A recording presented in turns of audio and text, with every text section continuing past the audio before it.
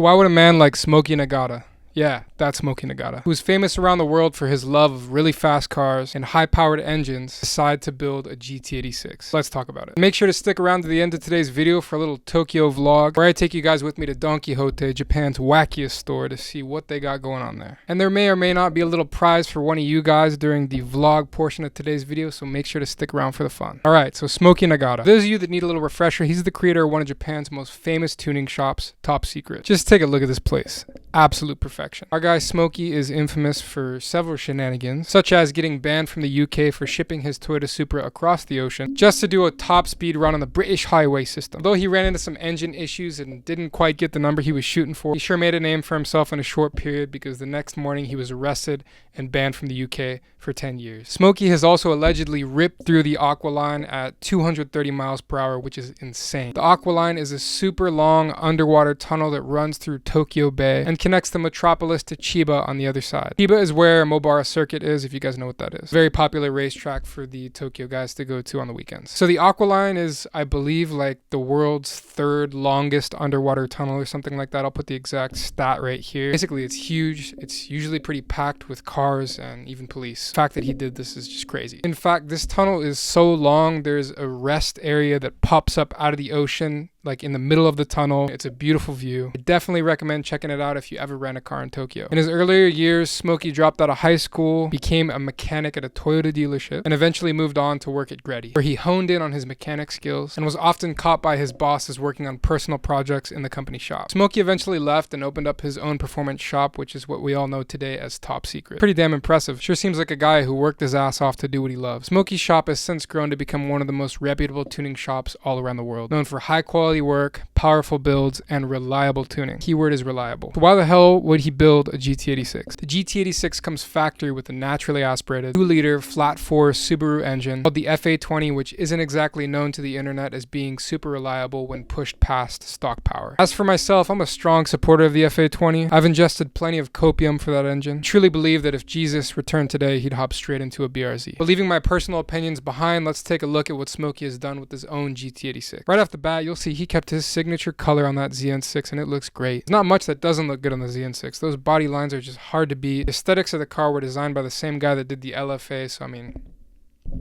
what are you gonna do? I'm just really glad he kept it classic and didn't let any of the other GT86 builds at that time influence him to try something new.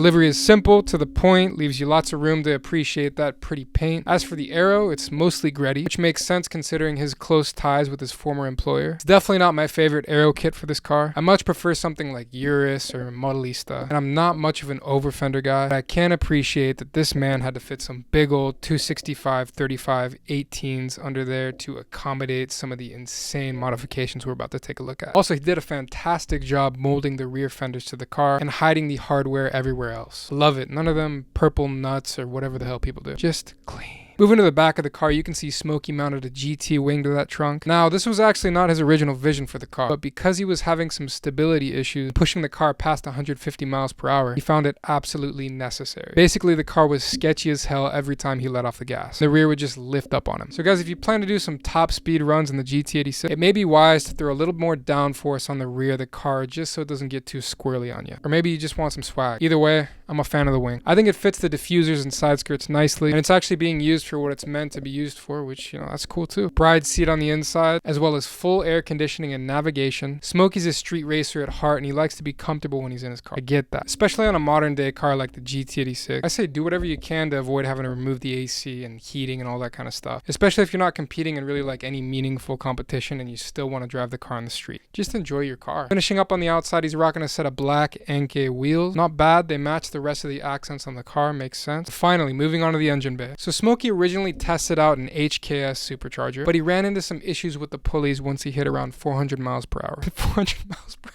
He ran into some issues with the pulleys once he hit 400 horsepower. Jesus. So he moved on to develop his own turbo kit with his former employer, Trust, Greddy, utilizing the legendary TD06 20G turbo. Imagine just being able to call up Greddy whenever you want, like, yo, Can you help me put together a turbo kit? It's like biggest flex ever. The engine was reinforced with HKS pistons and connecting rods, because once you start pushing pretty past 300 horsepower in the F820, stuff starts to get a little funky in there. So it's always good to throw in some reinforcement to avoid any unexpected situations. With this new setup, he was able to achieve a relatively reliable 430 horsepower, but once you get past about 420 on the GT86, Smokey noticed that the stock drivetrain really starts to break down. I mean, at that point, you're pushing double the amount of power this car was meant to handle from the factory. So even if you do reinforce the engine, you still need to worry about everything else that it's connected to. Drive shaft, axles, you name it. If not replaced with something stronger, you may not run into engine problems, but that doesn't mean your car won't find another creative way to leave you stranded. Smokey's conclusion was that although the kit can be pushed this high, he would never recommend anything past 340 for his customers, who he knew would most likely be daily driving or tracking their cars. Gotta respect him for that. He could be sitting here upselling this new kit and telling everyone they can hit these high numbers, but instead he's a realist and he's conservative with his estimate. And this car is light as hell. You should be able to have more than enough fun at 340. And if you want any more than that, unless you just absolutely love spending a bunch of money to rebuild every aspect of the car, you should probably just pick something else. So Smokey's overall goal with this build, as we see now, was to test the engine and see just how much power he could get out of it reliably. And although this car was built in 2014, so this information is a little dated now, since it comes from top secret,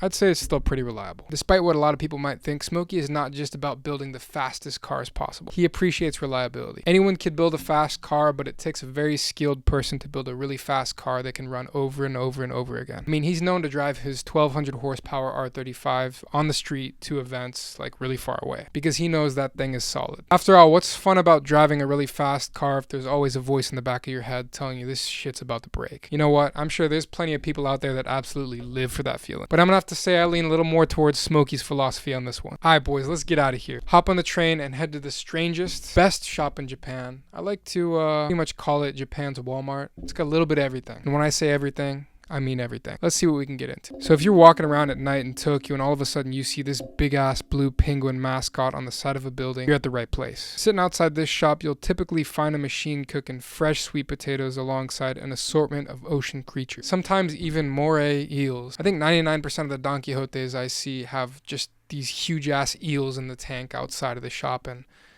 man, they cannot be comfortable in there. See, the first thing I saw inside the shop were these sake flavored Kit Kats. And you guys probably know from like TikToks and stuff that Japan is famous for having all the cool flavors of Kit Kat that no one else does. And right here we have some sake flavored ones. I've had them before, they're pretty delicious. This shop is 5 floors of fun. Once you leave Tokyo, most of these stores are like 1 or 2 floors, really wide and big like a Walmart. But in Tokyo, they're usually in like taller, I don't want to say skyscrapers, but like taller buildings. So it'll be like 5 floors, and each floor is like a little bit different. There's going to be like a food floor, a toy floor. It's basically a Walmart combined with a grocery store combined with an adult store. Does it get much better than that? First off, we're hitting the grocery store. This is one of the best places to get snacks in Japan. Ramen, we got chips, some Doritos right there, some fake ass Don Quixote branded Pringles, regular grocery store stuff like dairy products, and I found these mushroom chocolates that I absolutely love, but they're doing some sort of a collaboration with an ice cream brand. Never tried this version before, but I'm going to be picking a random comment on today's video and shipping these to one lucky winner. If you want some ice cream mushroom, throw something funny in the comments. Let me know what your favorite aero kit for the GT86 is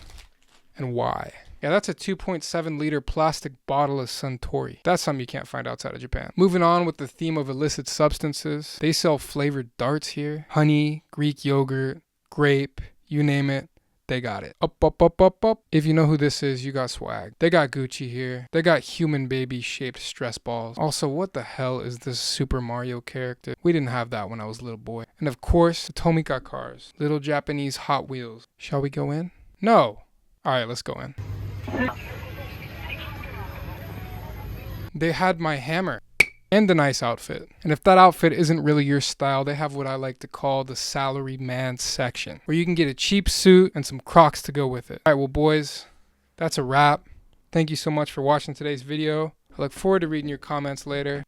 Thanks.